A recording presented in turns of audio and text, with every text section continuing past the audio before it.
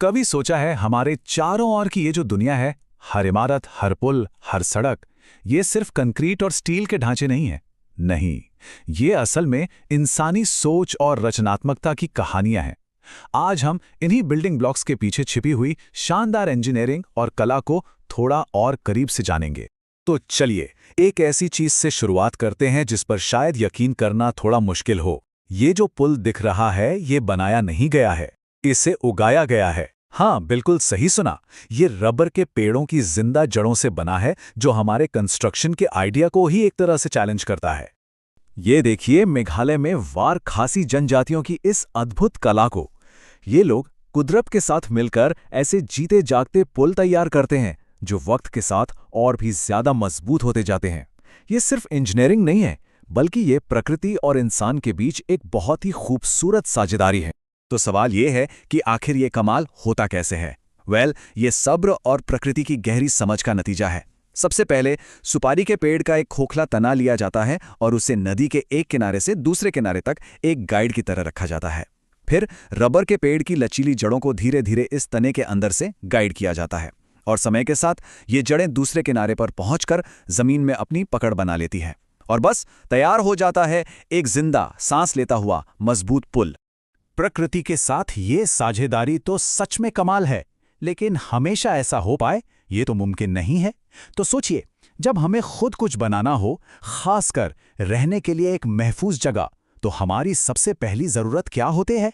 चलिए, अब हम इंसानों के बनाए समाधानों की दुनिया में चलते हैं, और उस सवाल का जवाब इस बहुत ही मामूली सी दिखने वाली चीज में छिपा है, एक ईंट में। ये शायद एक घर या कोई भी पनाहगाह बनाने की समस्या का सबसे आसान लेकिन सबसे असरदार समाधान है। एक ऐसा आविष्कार जिसने हजारों सालों से हमारी सभ्यताओं को आकार दिया है। तो ईंट बनाने का बेसिक आइडिया क्या है? ये असल में नरम, गीली मिट्टी को पत्थर जैसी कठोर चीज में बदलने की एक कला है, और इस पूरे जादू की चाबी है आग। जब ईंट को भट्ठे में बहुत ज्यादा तापमान पर पकाया जाता है, तो मिट्टी के कण हमेशा के लिए आपस में जुड़ जाते हैं, और उसे वो जबरदस्त ताकत मिलती है जिससे बड़ी बड़ी इमारतें खड़ी हो जाती हैं। आजकल के ईंट भट्टों में जो सबसे आम तरीका इस्तेमाल होता है, वो है स्टिफ मड मेथड। इसमें होता यह है कि मिट्टी को बहुत कम पानी के साथ गूंथकर एक सख्त डो तैयार किया जाता है। फिर एक मशीन इस डो को एक लंबे पट्टी की तरह बाहर निकालती है, जिसे तारों से मक्खन की तरह एकदम परफेक्ट साइज की ईंटों में काट दिया जाता है। फिर इन्हें सुखाया जाता है और आग की भट्टी में डालकर पत्थर जैसा मजबूत बना दिया जाता है। अच्छा, एक और तरीका भी है जिसे सॉफ्ट मड मेथड कहते हैं। अब जैसा कि नाम से ही जाहिर है, इसमें मिट्टी को नरम करने के लिए पानी थोड़ा ज्यादा इस्तेमाल होता है।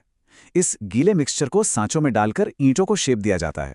देखिए, दोनों तरीकों का मकसद एक ही है, एक मजबूत ईंट बनाना, लेकिन बनाने का तरीका थोड़ा अलग है। लेकिन इस निर्माण की कहानी का एक और पहलू भी है, एक मानवीय पहलू जिसे नजरअंदाज नहीं किया जा सकता। हमारी स्रोत सामग्री इस तरफ भी ध्यान खींचती है कि इन ईंटों को बनाने का काम अक्सर बहुत मुश्किल हालात में किया जाता है, और ये हमें इस बात पर सोचने के लिए मजबूर करता है कि जो चीजें हम अपने आसपास देखते हैं, उनकी असली कीमत क्या होती है।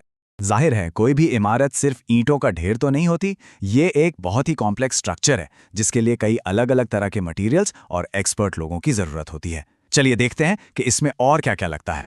एक मजबूत इमारत ना बिल्कुल एक इंसानी शरीर जैसी होती है, जहां हर हिस्से का अपना एक जरूरी काम है।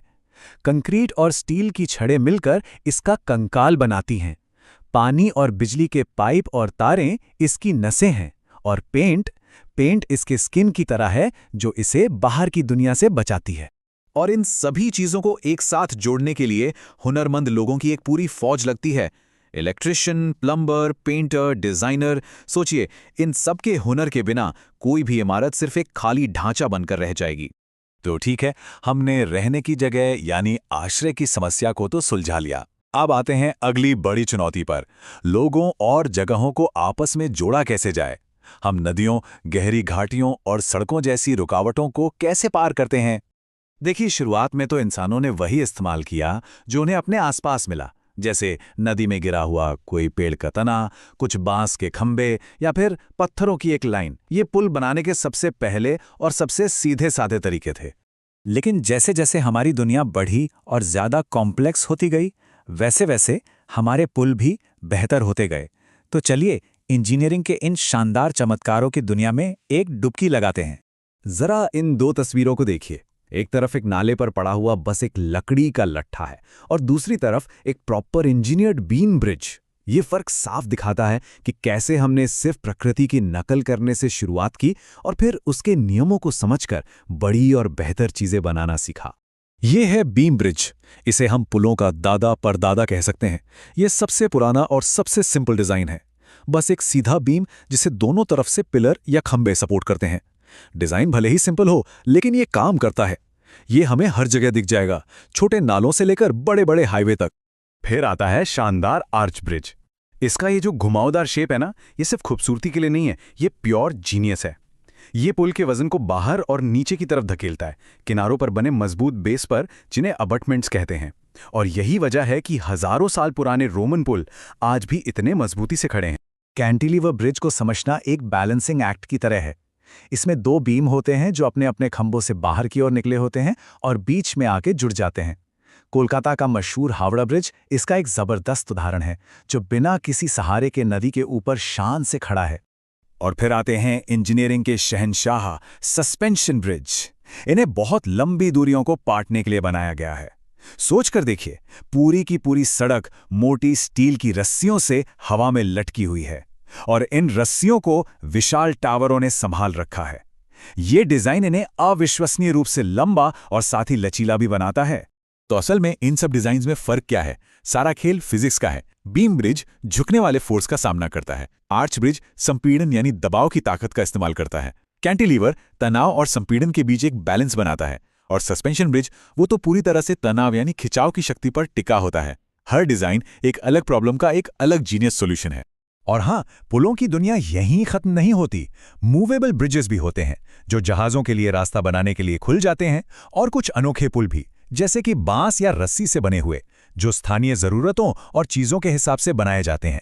ये हमें दिखाते हैं कि हर समस्या का एक अनोखा हल हो सकता है। तो अगली बार जब हम अपने घर से बाहर निकलें, तो चलिए अपने आसपास की दुनिया को एक नई नजर से देखें। हमारा घर, हमारा शहर, ये सब इंसानी सोच का एक जीता जागता म्यूजियम है। हर सड़क एक जगह से दूसरी जगह पहुंचने की समस्या का समाधान है। हर इमारत हमें एक छत देने की जरूरत का जवाब है, और हर पुल किसी रुकावट को पार करने की हमारी इच्छा का प्रतीक है। तो सवाल ये है कि जब हम अपने चारों ओर देखते हैं, तो हमारा शहर हमें कौन सी कहानियां सुना रहा है?